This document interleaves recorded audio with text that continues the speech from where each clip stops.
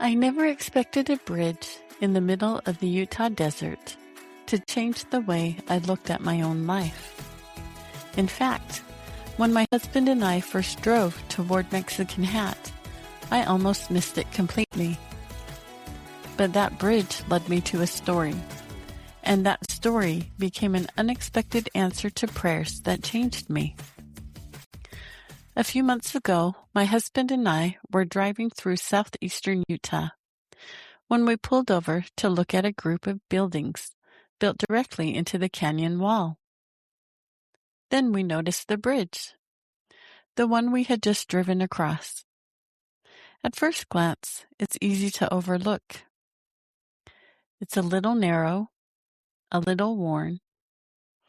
But when you take another look, you realize this bridge is carrying more than traffic. It's carrying a name. The Jason R. Workman Memorial Bridge. And seeing that name made me pause, because names like that don't just appear on bridges by accident. They're placed there intentionally. Who was Jason? Why was his name placed on the bridge? At the time, I was carrying questions of my own. Living with FND has changed the way I travel. It's changed what I can do and how I see myself. Before this trip, I had been praying about what comes next, about purpose, about whether the stories I felt drawn to tell actually mattered. I wasn't looking for an answer on a bridge, but sometimes answers arrive in unexpected places. What I didn't realize at the time was that this stretch of road has been an important crossing point for more than a century. Before the modern bridge existed, people crossed the San Juan River here, using ferries and primitive river crossings. The San Juan was not an easy river to deal with. Floods could come quickly. Sandbars shifted constantly. The canyon banks were steep and difficult to navigate, which meant crossing the river could be unpredictable and sometimes dangerous. By the early 1900s, people decided the area needed a permanent bridge. So engineers built a narrow wire suspension bridge across the canyon near Mexican Hat. The historic photos of the bridge are a little terrifying. It was narrow, high above the river, and it swayed. Everything moved across that bridge. Sheep herds, wagons, pack animals, mining equipment. Early automobiles carefully inching across the span one at a time. Southeastern Utah was beginning to grow because of mining activity. This crossing became incredibly important. Workers had to haul bridge materials deep into canyon country using wagons and early trucks. They battled heat, difficult terrain, and isolation just to create a permanent crossing over the San Juan River. Even after it was built, the bridge constantly struggled against the landscape. Floods damaged sections of it. Fires caused problems. Heavy mining trucks strained the cables. By the 1940s, the old suspension bridge was having trouble handling the weight of ore trucks coming through the region. Apparently, some drivers even had to unload or transfer cargo before attempting the crossing because the bridge couldn't safely support the full weight. And the crossing itself sounded nerve-wracking. The roadway was extremely narrow. Early versions had little to no guardrails, and strong canyon winds could cause the bridge to sway. If two vehicles met in the middle, one driver sometimes had to back up off the bridge. Eventually, the old suspension bridge became too outdated for modern traffic. In the early 1950s, a new steel and concrete arch bridge was built beside the original crossing. That bridge still stands today. And in 2016, the state of Utah officially renamed it the Jason R. Workman Memorial Bridge, which finally brings us back to the question I started with. Who was Jason? As I began researching, I learned that Jason R. Workman grew up not far from this bridge in Blanding, Utah. He later became a U.S. Navy SEAL and was killed in action in Afghanistan in 2011 during the Extortion 17 mission. He was only 32 years old. And years later, this bridge near the landscape that raised him became part of his legacy. Now, every traveler who crosses the San Juan River here crosses over his name. Jason's legacy doesn't end at this crossing. As I continued researching, I discovered a foundation and legacy account created in his honor.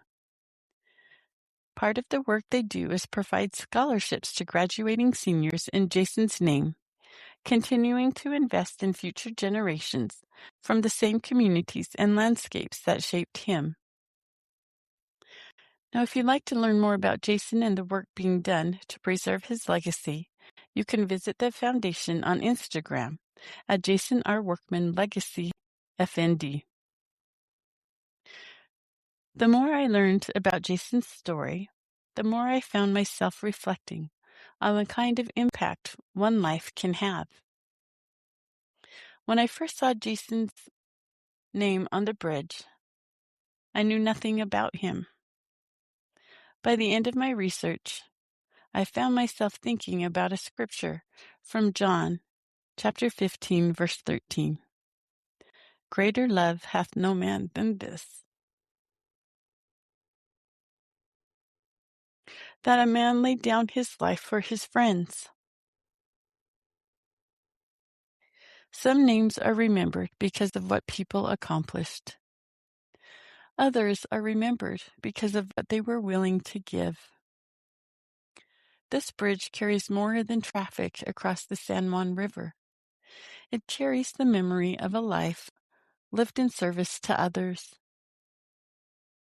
And the more I learned about Jason, the more I found myself thinking about legacy. Not the kind of legacy most of us imagine. Not fame, not recognition, just impact. A life lived in such a way that years later, people still remember your name, tell your story, and continue the work you cared about. Standing there in the desert, I found myself wondering, what does it mean to live a life that continues to bless people, even after you're gone? And more personally, what kind of impact am I leaving behind right now? Legacy isn't reserved for famous people. Most of us will never have a bridge named after us.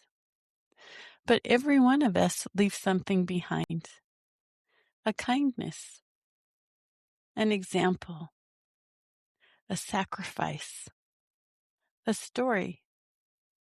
And standing there, looking at a bridge carrying Jason's name across the San Juan River,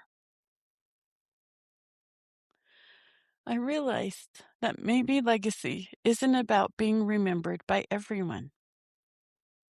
Maybe it's about being remembered deeply by someone. Learning about Jason's life reminded me that stories matter, names matter, people matter. Every bridge, every memorial, every marker represents a human life that touched others in ways we may never fully understand. Across the United States and even around the world, roads and bridges are named after people, after soldiers, after leaders, after individuals whose lives left an imprint strong enough that communities chose to remember them in the places people pass through every day. Highways that stretch for miles, carrying names like the Purple Heart Trail. Bridges that span massive canyons, like the one near Hoover Dam, named for those who served and sacrificed. Even entire routes dedicated to groups like the Navajo Code Talkers, whose contributions shaped history in ways many people are still just beginning to understand. And it made me think, maybe these places aren't just about infrastructure. Maybe there's something more. In places all over the world, bridges carry memory.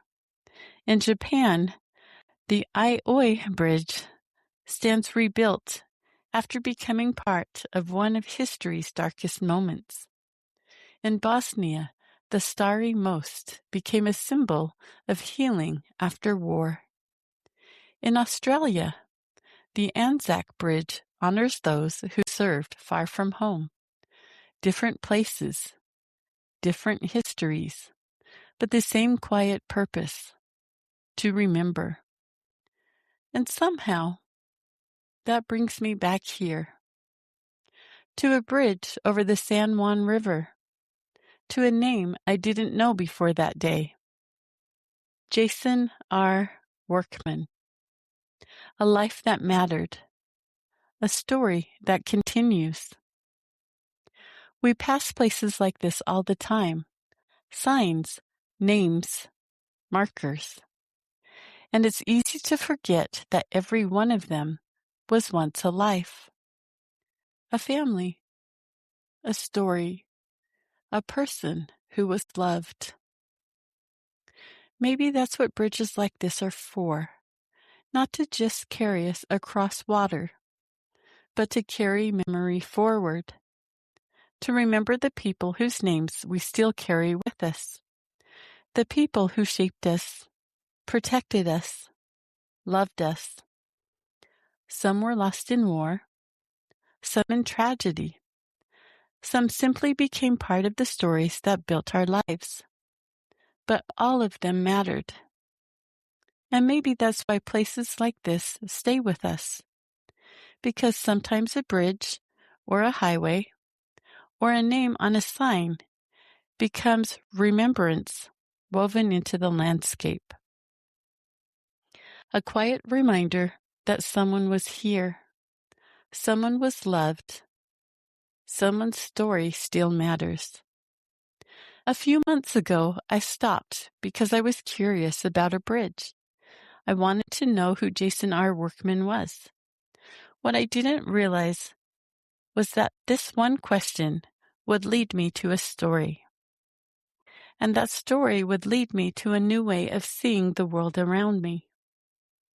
In many ways, this bridge over the San Juan River didn't just connect two sides of a canyon. It started a journey. And maybe the next time you pass a name on a bridge, a highway, or a marker along the road, you'll stop and wonder about the story behind it too. Because in the end, the most meaningful journeys aren't just about where we go. They're about what we remember and who we become because of it.